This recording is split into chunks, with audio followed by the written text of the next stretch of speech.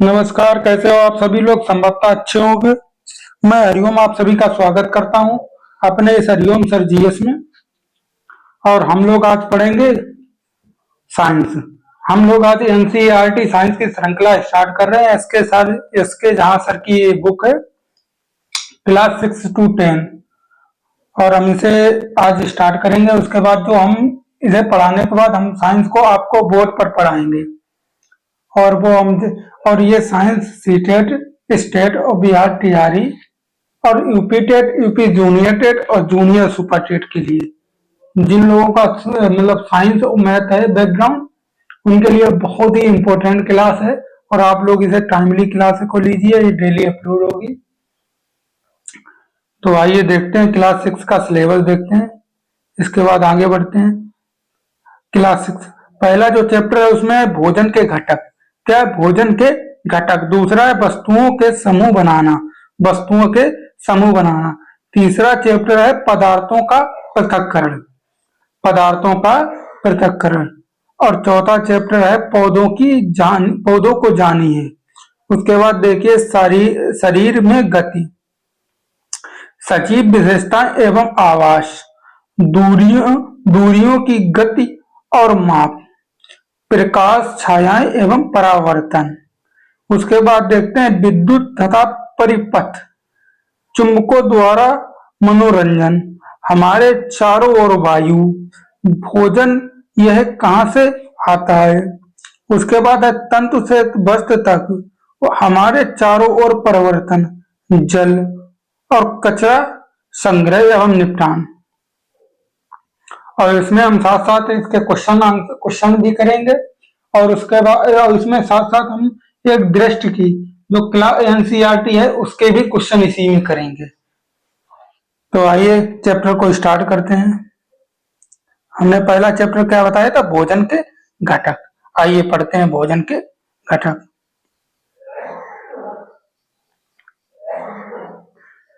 पहला चैप्टर हमने बताया था भोजन के घटक। आइए देखते हैं। हमारे शरीर में, एक सेकंड में थोड़ा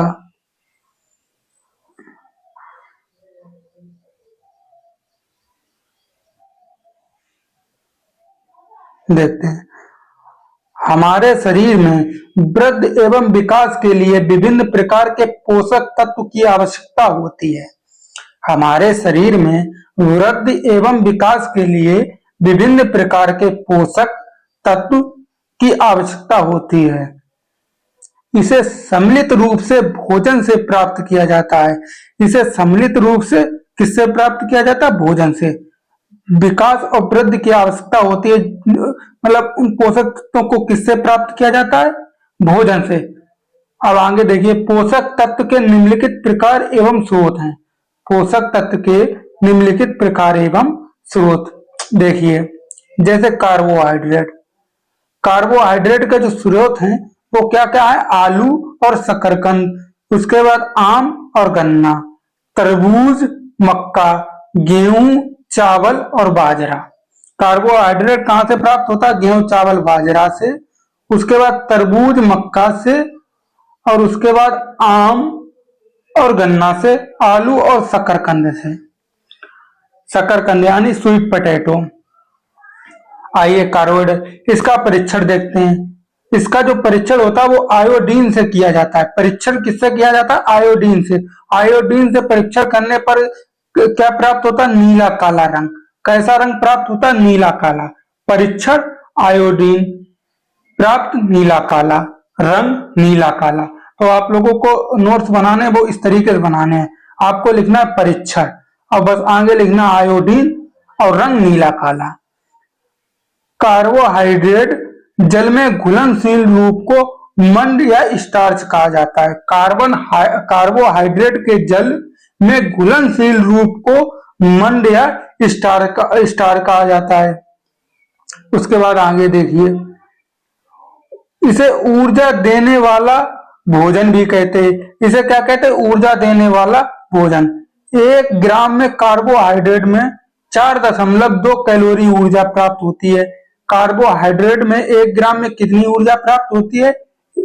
4.2 कैलोरी ऊर्जा। ऊर्जा प्राप्त होती है। उसके बाद आइए कार्बोहाइड्रेट के और स्रोत देखिए, कहां से कार्बोहाइड्रेट मिलता है आपको। कार्बोहाइड्रेट के ये हमने जो स्रोत बता दिए, इसके बाद हम बताएंगे प्रोटीन के स्रोत।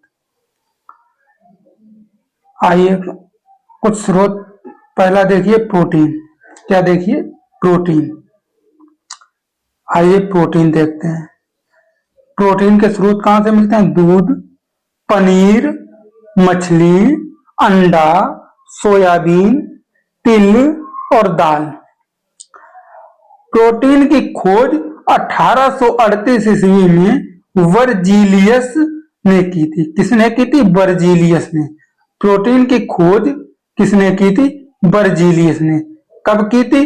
1800 सेकंड। प्रोटीन की खोज किसने की थी?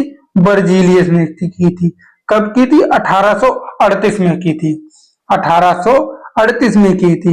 इसका प्रयोग शरीर के वृद्धि के रूप में होता है। इसका प्रोटीन का प्रयोग कहाँ होता है? शरीर की वृद्धि में, लंबाई चौड़ाई, मतलब शरीर का आयतन या लंबाई चौड़ाई कुछ भी, मतलब शरीर के वृद्धि के रूप में होती है। प्रोटीन का जो परीक्षण होता है वो कॉपर सल्फेट से किया जाता है। और कौन सा रंग प्राप्त होता है? बैगनी रंग। प्रोटीन का जो परीक्षण है वो कॉपर सल्फेट से किया जाता है और बैगनी रंग प्राप्त होता है। 1 ग्राम प्रोटीन में 4.1 कैलोरी ऊर्जा प्राप्त होती है। कार्बोहाइड्रेट से कितनी होती है? 4.2 कैलोरी। और प्रोटीन से कितनी ऊर्जा प्राप्त होती है? 4.1 कैलोरी ऊर्जा। प्रोटीन की कमी से क्या हो जाता है? मरामश या क्वाशरकोर रोग। प्रोटीन की कमी से मरामश या क्वाशरकोर रोग हो जाता है। प्रोटीन के स्रोत देख लीजिए।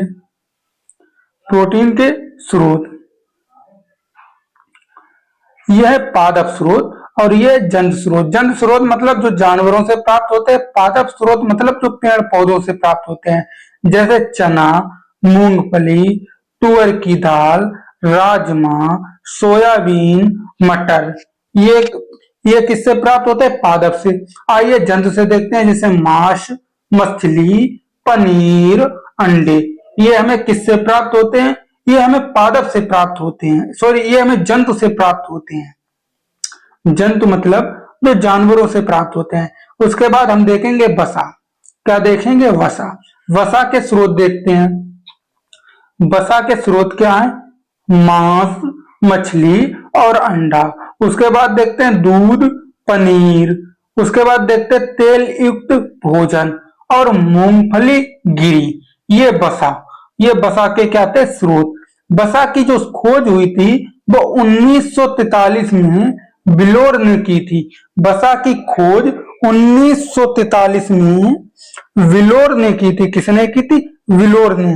1 ग्राम वसा में कितना? 9.2 कैलोरी ऊर्जा प्राप्त होती है। 1 ग्राम वसा में 9.2 किलो कैलोरी ऊर्जा प्राप्त होती है। यानी कि सबसे ज्यादा जो ऊर्जा प्राप्त होती है वो होती है हमें वसा से प्राप्त होती है। इसे अत्यधिक ऊर्जा देने वाला भोजन भी कहते हैं। वसा को अत्यधिक ऊर्जा देने वाला भोजन भी कहते हैं। वसा की कमी एवं अधिकता दोनों से कुपोषण होता है। वसा की कमी हो या वसा की अधिकता हो तो उससे क्या होता है? कुपोषण रोग होता है। कुपोषण। और वसा कैसा होता है? तैलीय होता है। वसा कैसा होता है? तैलीय। आइए आगे देखते हैं विटामिन। आगे क्या देखते हैं? विटामिन। आइए विटामिन पढ़ते हैं। विटामिन की खोज किसने की थी? फंक ने। यानी कि फंक, इस तरीके से याद करिए जैसे फंकी मारी और क्या हमें मिल गया? विटामिन। यानी हमने विटामिन की क्या मार दी? फंकी मार दी, यानी कि फंक। विटामिन की खोज किसने की थी? फंक ने की थी। इससे किसी प्रकार की ऊर्जा प्राप्त नहीं होती। विटामिन से किसी भी प्रकार की ऊर्जा प्राप्त नहीं होती है। आइए आगे देखते हैं। यह शरीर की उपापचय क्रिया एवं रोगों से बचने में क्या करता है, सहायता करता है। विटामिन क्या करता है, रोगों से बचने के लिए हमारी सहायता करता है। और विटामिन की खोज किसने की थी, फंक, यानी कि फंकी मारना। उसके बाद देखिए जल में घुलनशील विटामिन, देखिए क्या है, बीसी। जल में जो घुलनशील विटामिन है वो क्या है, बकवास, यानी कि बीसी। बकवास मतलब जो जल में घुल जाए उसे क्या कहते हैं, बकवास, बीसी। और वसा में घुलनशील विटामिन क्या है, ए डी ई के। ए डी ई के क्या है, ए डी ई के। आइए आगे देखते हैं, आगे देखते हैं। वसा में घुलनशील विटामिन यकृत में संचित या लीवर में रहता है। वसा में जो घुलनशील विटामिन होती है वो कहां संचित रहती है, वो यकृत में संचित रहती है। कहां संचित रहती है, यकृत में। मानव शरीर के अंत में बनने वाला विटामिन कौन सा है, B3, B6, B12 के है। मानव शरीर के अंत में बनने वाला विटामिन B3, B6, B12 है और K है। मानव शरीर में बनने वाला विटामिन B3, B6, B12 और K है। आइए विटामिन के कुछ स्रोत देखिए, जैसे पपीता, गाजर और आम। ये क्या है, विटामिन के स्रोत। आगे देखते हैं। आइए विटामिन के और स्रोत देखिए, आइए विटामिन के और स्रोत देखिए, जैसे चावल, गेहूं, यकृत, संतरा, टमाटर, अमरूद, मिर्च, नींबू और आंवला। आइए और देखिए विटामिन के स्रोत, जैसे मछली, अंडा, मक्खन और दूध। आइए इसके बाद और देखते हैं विटामिन। आइए विटामिन ए देखते हैं। विटामिन ए को क्या कहते हैं, रेटिनॉल। विटामिन ए को क्या कहते हैं, रेटिनॉल। रेटिनॉल विटामिन ए के जो स्रोत हैं वो क्या क्या है, पपीता है, गाजर है और आम है। विटामिन ए के जो स्रोत हैं वो क्या क्या है, पपीता, गाजर और आम है। आइए विटामिन सी देखते हैं। विटामिन सी को क्या कहते हैं, स्कार्बिक एसिड। सी को क्या कहते हैं, स्कार्बिक एसिड। इसके जो स्रोत हैं, विटामिन सी के जो स्रोत हैं वो आंवला है, मिर्ची है, नींबू है, अमरूद है, संतरा है और टमाटर है। आइए विटामिन बी कॉम्प्लेक्स देखते हैं, यानी कि विटामिन बी कॉम्प्लेक्स मतलब विटामिन B12, B1, इस तरीके से है, लेकिन हम विटामिन बी देखते हैं जिसमें हमें अंडा, मछली, दूध और मक्खन, ये क्या है, इसके स्रोत हैं।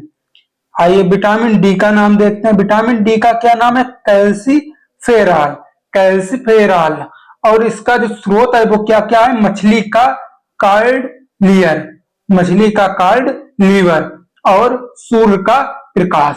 विटामिन डी कहां से प्राप्त होता है, मछली का कार्ड लीवर और सूर्य का प्रकाश।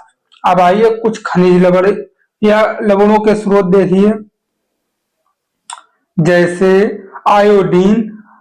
आयोडीन के कुछ स्रोत, आयोडीन जैसे पालक और अदरक से। आयोडीन कहां से प्राप्त होता है, पालक और अदरक से। फास्फोरस के स्रोत देखिए, फास्फोरस के स्रोत दूध और केला। अब आइए कैल्शियम के स्रोत देखिए। कैल्शियम कहां से प्राप्त होता है, कैल्शियम जैसे पालक, जो मतलब जिससे आयरन प्राप्त हो, समझो कैल्शियम से प्राप्त हो जाता है, जैसे चाक। आइए लोहे के स्रोत देखिए, दूध, आयरन, दही। आइए आगे देखते हैं इसके बाद। इसके बाद हम देखेंगे खनिज लवण और उसके स्रोत। इसके बाद क्या देखेंगे, खनिज लवण और उसके स्रोत। आइए खनिज लवण देखते हैं। आयोडीन। आयोडीन हमें कहां से प्राप्त होता है, पालक से प्राप्त होता है, अदरक से और समुद्री उत्पाद से। आयोडीन कहां से प्राप्त होता है, पालक से, अदरक से और समुद्री उत्पाद से। उसके बाद देखते हैं फास्फोरस। फास्फोरस हमें कहां से प्राप्त होता है, केला, दूध, मिर्ची, साबुत अनाज और डबल रोटी और गिरीदार फल। लोहा किससे प्राप्त होता है? गुड़ से प्राप्त होता है, पालक से और सेब से। लोहा किससे प्राप्त होता है? गुड़ से, पालक से और सेब से। आइए कैल्शियम देखते हैं। कैल्शियम हमें दूध, अंडा, सलगम, अंजीर और कीवी से प्राप्त होता है। कैल्शियम हमें किससे प्राप्त होता है? दूध, अंडा, अंजीर और कीवी से प्राप्त होता है। इसके बाद देखते हैं विटामिन या खनिज, उसके बाद आवंजन रोग, अवंज रोग या विकार, और उसके बाद हम देखते हैं लक्षण उसके। आइए विटामिन ए से देखते हैं। विटामिन ए से क्या है? छीड़ता या दृष्टिहीनता या कमजोर दृष्टि। विटामिन ए, अब इसके लक्षण देखते हैं। कमजोर दृष्टि, अंधेरी रात में क्या होता है? कम दिखाई देना। अंधेरी रात में कम दिखाई देना। कभी कभी क्या होता है? पूरी तरह से दिखाई देना बंद हो जाना। कभी कभी पूरी तरह से दिखाई होना क्या हो जाना? बंद हो जाना। उसके बाद देखते हैं विटामिन बी। विटामिन बी में B1 देखते हैं वेरी वेरी रोग। विटामिन B1 देखते हैं वेरी वेरी रोग। इसमें क्या होता है? दुर्बल पेशियां और काम करने की ऊर्जा में कमी होना। दुर्बल पेशियां और काम करने की ऊर्जा में क्या होना? कमी होना। ये विटामिन B1 यानी कि वेरी वेरी रोग से होता है। उसके बाद हम देखते हैं विटामिन सी। उसके बाद हम क्या देखते हैं? Vitamin C. विटामिन सी किससे होता है? स्कर्वी। विटामिन सी रोग होता है, वो होता है स्कर्वी से होता है। इसमें क्या होता है? मसूड़ों से खून निकलना। विटामिन सी जो कमी होती है उससे क्या होता है? मसूड़ों से खून निकलता है या घाव भरने में अधिक समय लगता है। इसलिए हमें विटामिन सी की मात्रा डेली लेनी चाहिए, क्योंकि विटामिन सी की जो मात्रा होती है वो डेली डेली क्या हो जाती है? नष्ट हो जाती है। आइए विटामिन डी देखते हैं। विटामिन डी, विटामिन डी के लक्षण क्या है? विटामिन डी जैसे रोग क्या है? रिटेक्स या रिकेट्स। रिकेट्स मतलब सूखा रोग। इसमें क्या होता है? अस्थियों का मुलायम होकर मुड़ जाना। इसमें क्या होता है? अस्थियों का मुलायम होकर मुड़ जाना। उसके बाद हम देखते हैं कैल्शियम यानी कि खनिज, अस्थियां और दंत क्षय। इसमें क्या होता है? कमजोर अस्थियां या दंत क्षय यानी कि दांत में क्षरण हो या दांत को क्षरण हो जाना, या दांत मतलब कमजोर हो जाना। आइए देखते हैं आयोडीन। आयोडीन से क्या होता है? घेंघा रोग, जिसे गायटर कहते हैं। जिसे क्या कहते हैं? गायटर। इसमें क्या होता है? गर्दन की ग्रंथ क्या हो जाती है? फूल जाना। गर्दन की ग्रंथ का फूल जाना। बच्चों में मानसिकता या विकलांगता। उसके बाद हम देखते हैं लोहा, आयरन। इसमें क्या होता है? अरक्ता। अरक्ता यानी कि कमजोरी। आइए कुछ महत्वपूर्ण तथ्य जरूर और देखते हैं। क्या देखते हैं? कुछ महत्वपूर्ण तथ्य। कुछ महत्वपूर्ण तत्व देखते हैं, जैसे दूध। दूध में विटामिन सी एवं रेशा छोड़कर सभी तत्व पाया जाता है। दूध में क्या नहीं पाया जाता? विटामिन सी और रेशा नहीं पाया जाता। बाद बाकी दूध में सभी तत्व पाए जाते हैं। भोजन धोते समय विटामिन बी और गर्म करते समय विटामिन सी क्या हो जाती है? नष्ट हो जाती है। भोजन जब हम धोते हैं यानी कि सब्जियां जब हम धोते हैं तो उसमें विटामिन बी, और जब हम सब्जियां बनाते हैं तो विटामिन सी क्या हो जाती है? नष्ट हो जाती है। आगे देखिए रुक्षांश, वही जो रेशे बिना पचे हमारे आहार नालिका में सफाई कर्मी के रूप में कार्य करता है। सफाई कर्मी, हम शरीर की सफाई कर्मी हम किसे कहते हैं? रुक्षांश को कहते हैं। किसे कहते हैं? रुक्षांश को कहते हैं। आगे देखिए विटामिन ए त्वचा तथा आंख, विटामिन सी रोग प्रतिरोधक एवं विटामिन डी अस्थ एवं दांत के लिए क्या होती है? आवश्यक होती है। विटामिन ए त्वचा तथा आंख, विटामिन सी रोग प्रतिरोधक क्षमता के लिए, एवं विटामिन डी जो होती है वो अस्थ एवं दांत के लिए क्या होती है? आवश्यक होती है। उसके बाद हम आगे देखते हैं। आगे हम क्या देखेंगे? आगे शायद हम क्वेश्चन देखेंगे। आगे जो हम सोल्व करेंगे वो हम क्वेश्चन सोल्व करेंगे। और क्वेश्चन इसमें ज्यादा नहीं है, हम लोग क्वेश्चन को सोल्व कर लेते हैं। इसके बाद हम अगला चैप्टर कल पढ़ेंगे। इसके बाद हम आपको दृष्टि के भी क्वेश्चन कराएंगे सोल्व। आइए देखते हैं।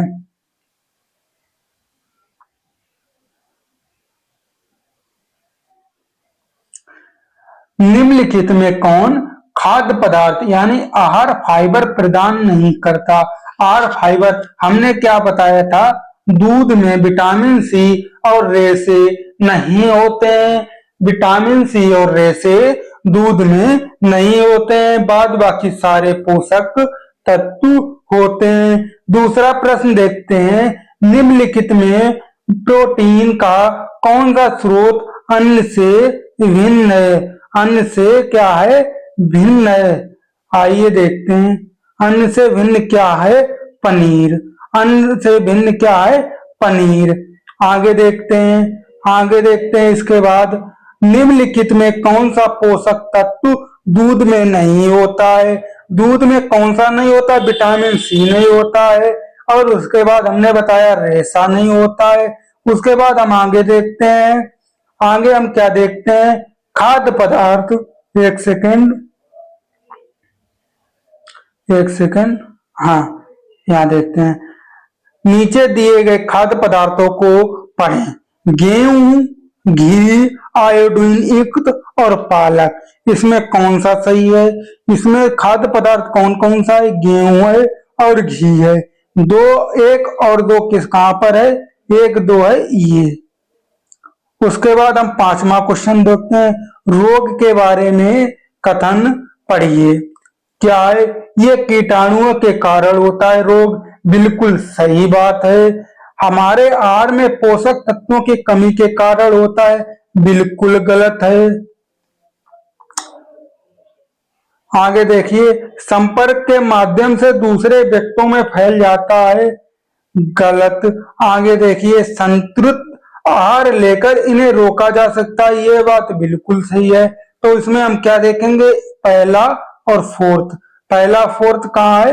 ये है। उसके बाद हम क्वेश्चन देखेंगे छठा, खाद्य पदार्थ में प्रोटीन की उपस्थिति का परीक्षण करने के चरण नीचे निम्नलिखित हैं। आइए देखते हैं कौन कौन से चरण हैं। इसमें क्या होगा, इसमें चरण को क्या लगाया जाएगा, मतलब उसके हिसाब से लगाया जाएगा। एक सेकंड, आइए पहले नंबर पर कौन सा आएगा, एक परख नकली में भोजन की थोड़ी मात्रा लें, उसके बाद 10 बूंद पानी डालें और इसे हिलाएं। परीक्षण के लिए भोजन का पेस्ट या पाउडर बनाएं। परख नली में कास्टिक सोडा के लिए घोले 10 बूंदे डालें और अच्छी तरह हिलाएं। इसमें कॉपर सल्फेट की 2 बूंदे मिलाएं। तो इसमें पहला क्या होगा, पहले नंबर पर होगा परीक्षण के लिए भोजन पेस्ट या परख नली बनाएं। दूसरे नंबर पर होगा एक परख नली में 10 बूंद पानी डालें और उसे हिलाएं, ये दूसरे नंबर पर होगा।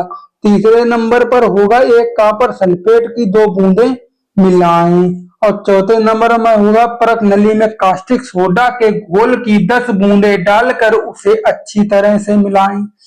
उसके बाद हम देखेंगे क्वेश्चन नंबर 7। उसके बाद हम क्या देखेंगे, क्वेश्चन नंबर 7, भोजन के विभिन्न पोषक तत्व के संदर्भ में निम्नलिखित कथनों पर विचार कीजिए। आइए देखते हैं, कार्बोहाइड्रेट तथा वसा हमारे शरीर का मुख्य रूप से ऊर्जा प्रदान करते हैं। बिल्कुल सही बात है। प्रोटीन तथा खनिज लवण हमारे शरीर की वृद्धि तथा अनुरक्षण के लिए आवश्यक होते हैं। बिल्कुल सही है। विटामिन हमारे शरीर के रोगों की रक्षा में सहायता करते हैं। बिल्कुल सही है, तीनों सही हैं। उसके बाद हम क्वेश्चन नंबर 8 देखेंगे। क्वेश्चन नंबर 8 में क्या है, निम्नलिखित में कौन सा असत्य है?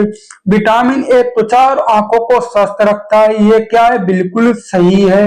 विटामिन B1 घाव भरने में सहायता करता है, गलत है, ये काम विटामिन सी करता है। विटामिन सी रोगों में लड़ने में सहायता करता है, बिल्कुल सही है। विटामिन डी हमारी अस्थियों और दांतों के लिए कैल्शियम का उपयोग करने और हमारे शरीर की सहायता करता है। ये बात भी बिल्कुल सही है, क्योंकि विटामिन डी हमें सूर्य से भी प्राप्त होता है। उसके बाद हम देखते हैं क्वेश्चन नंबर 9 क्या देखेंगे?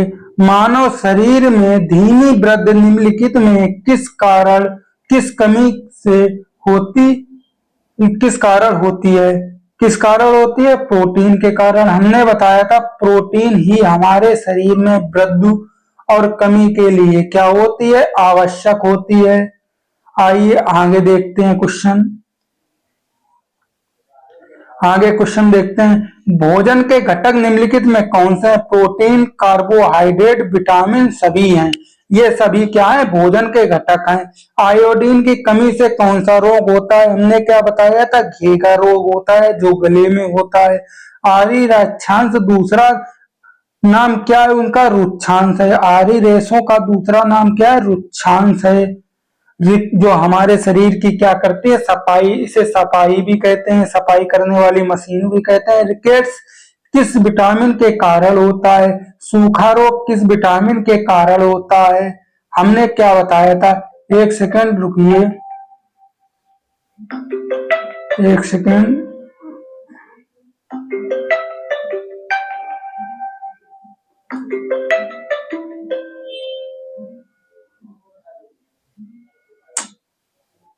एक सेकंड।